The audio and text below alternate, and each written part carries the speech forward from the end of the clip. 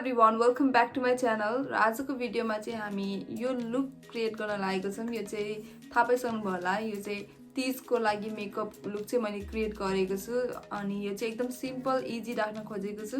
Let's see कस्तो हुन्छ है, तपाईहरुलाई यो हेल्पफुल हुन्छ कि हुँदैन। प्लिज भिडियो एन्डसम्म हेर्नु होला अनि मलाई भनिदिनु होला। Now let's start the video.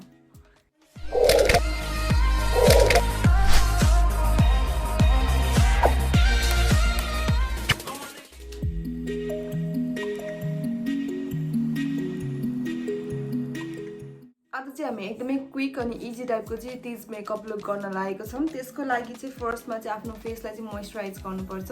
म चाहिँ यो सेरावेको मोइस्चराइजिङ क्रिम युज गर्दैछु। यो चाहिँ एकदमै राम्रो छ। तपाईहरुको यदि ड्राई स्किन छ भने यो पर्फेक्ट भयो, तर ओइली स्किनको लागि पनि यो नट ब्याड, किनभने यसमा सबै त्यो एकदम चाहिने इन्ग्रेडिएन्टहरु जुन हाइलुरोनिक एसिड छ, नियासिनामाइड छ, सो यो एकदमै राम्रो छ। तपाईहरुले यो युज गर्न सक्नुहुन्छ।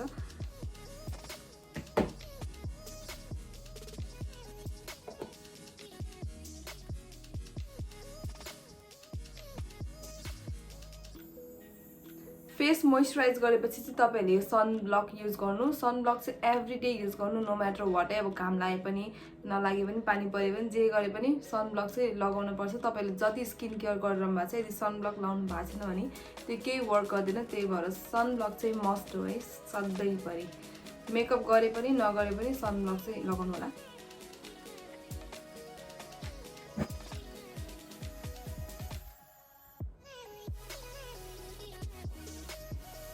अब चाहिँ म यो एल्फ को लुमिनियस प्राइमर युज गर्दैछु। यसलाई चाहिँ म यो बफिङ टाइपको ब्रश युज गर्छु अनि अप्लाई गर्छु।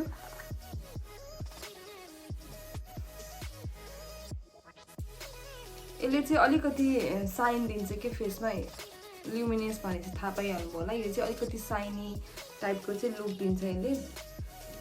सो म चाहिँ यो अप्लाई गर्छु ब्रशले।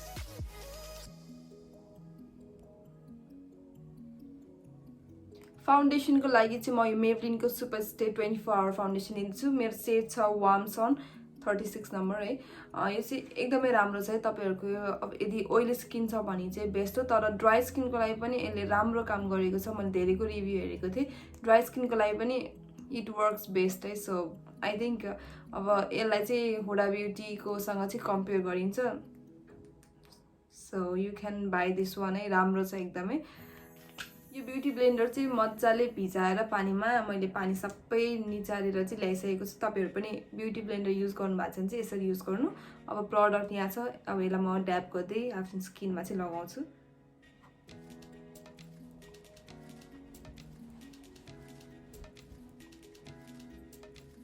तपाईहरुले देख्न सक्नुहुन्छ यसको कभरेज चाहिँ कस्तो राम्रो छ कि एक लेयरमै मजाले छोपिदिन्छ। तर तपाईहरु यदि स्याटिस्फाई हुनु भएको छैन भने चाहिँ सेकेन्ड लेयरमा पनि जान सक्नुहुन्छ।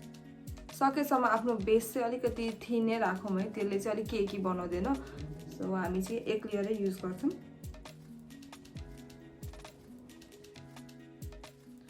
कन्सिलर चाहिँ म यो लोरियल को युज गर्दैछु इन सेड लाटे। सो अब चाहिँ हामी यो अप्लाई गर्छौं, अलिकति थोरै नै युज गर्छौं, त्यो धेरै युज नगरौँ है।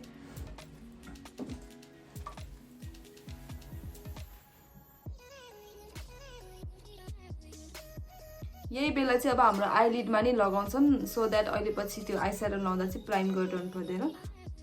यसरी मजाले लगाउने अनि ब्लेन्ड गर्ने।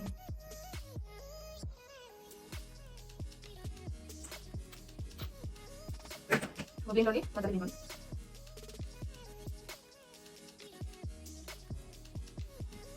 मैले चाहिँ अलिकति तल लागेको देख्नु भएको छ होला, किन भन्दाखेरि चाहिँ हामी माथि ब्लेन्ड गर्दा चाहिँ यो प्रोडक्ट चाहिँ माथि माथि सर्छ नि त, अनि यहाँ माथि लाग्यो भने अलरेडी माथि जाँदा चाहिँ मजाले ब्लेन्ड हुँदैन कि। त्यही भएर चाहिँ हामीले अलिकति तल लगाउनु पर्छ अनि त्यसपछि चाहिँ त्यो ब्लेन्ड हुँदै माथि गर्दा चाहिँ यो ठ्याक्क प्रपर ठाउँमा चाहिँ प्लेस हुन्छ कि।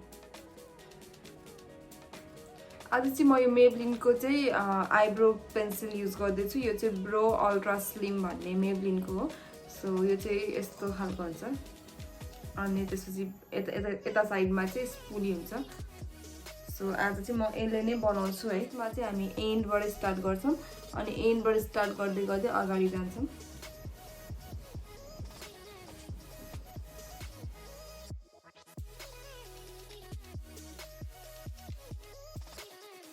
मैले चाहिँ यति ड्र गरिसकेको छु। अब चाहिँ हामी कन्सिलर लिन्छौँ थोरै अनि यसलाई चाहिँ कर्भ आउट गर्छौँ अनि एउटा सेप दिन्छौँ।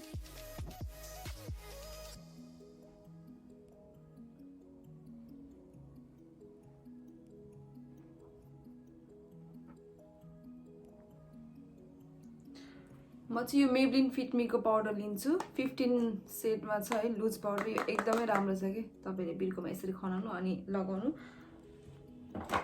अब तेजमा चाहिँ मस्ट होला कि पसिना आउँछ नि त एकदमै। म चाहिँ थोरै यसो लिन्छु अनि हातमा यस्तो गरेर प्रडक्ट राख्छु अनि बल्ल आँखामा चाहिँ अब अप्लाई गर्छु। यसरी सेट गर्छु, मतलब थोरै थोरै पाउडरले चाहिँ पुरै फेसै सेट गरिदिनु पर्छ है।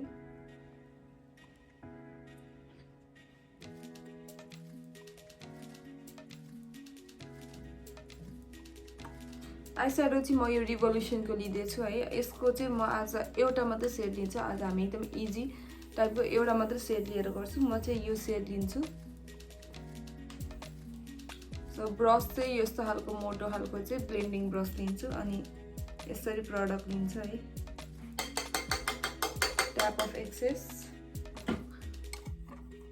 अब चाहिँ हामी यहाँबाट स्टार्ट गर्दै यसलाई राउन्ड राउन्ड गर्दै माथि जान्छौँ।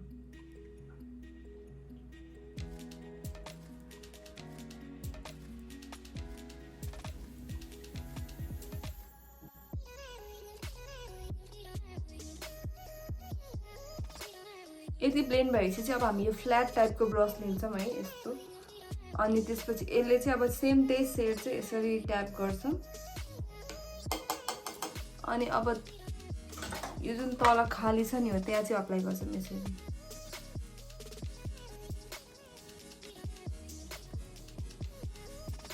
यसरी ट्याप मोसनमा अप्लाई गर्छौँ है। यति भएपछि अब त्यही अहिलेको ठुलो खालको ब्लेन्डिङ ब्रस लिन्छौँ अनि यसलाई जुन त्यो बिचको हार्स लाइनलाई चाहिँ यसरी राउन्ड राउन्ड गरेर ब्लेन्ड गरिदिन्छौँ।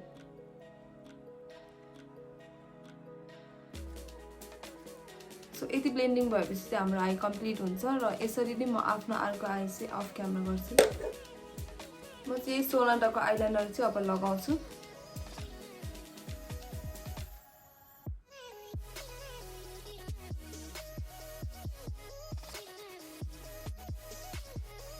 अब चाहिँ म त्यही सेड चाहिँ यो फ्ल्याट ब्रसमै लिएर तल चाहिँ अप्लाई गर्छु।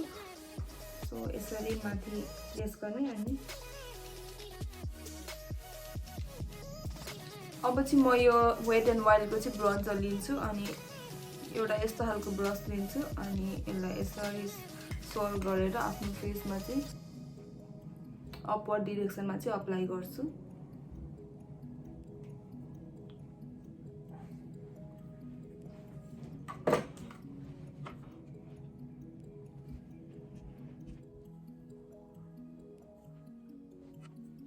ब्लसको लागि चाहिँ म यो रिभोल्युसनको लिँदैछु र यो सेड चाहिँ युज गर्छु। हाइलाइटरको लागि चाहिँ म यो मेबलिनको मास्टर क्रोम युज गर्दैछु। यसको सेड छ मोल्टन गोल्डन र म चाहिँ अलिकति यस्तो ब्लेन्डिङ टाइपको ब्रस लिएर चाहिँ अब यसरी हाई पोइन्टतिर लगाउँछु। यो मास्कारा चाहिँ मैले मेबलिनको लिँदैछु अनि मेरो ल्यासेस पनि म अब अफ क्यामरा लगाउँछु। लिपस्टिकको लागि चाहिँ म यो कलर पपको arriba भन्ने shed लगाउँदैछु।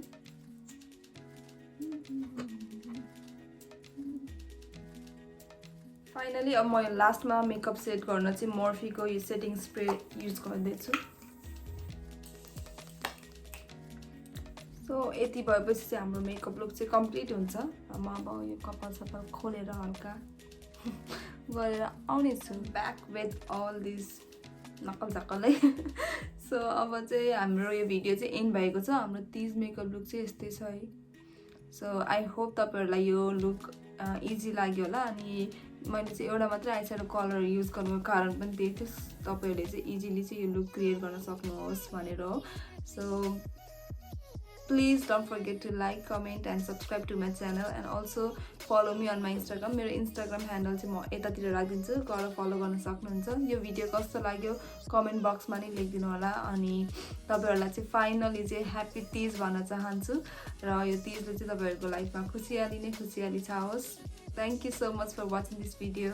See you next time. Goodbye.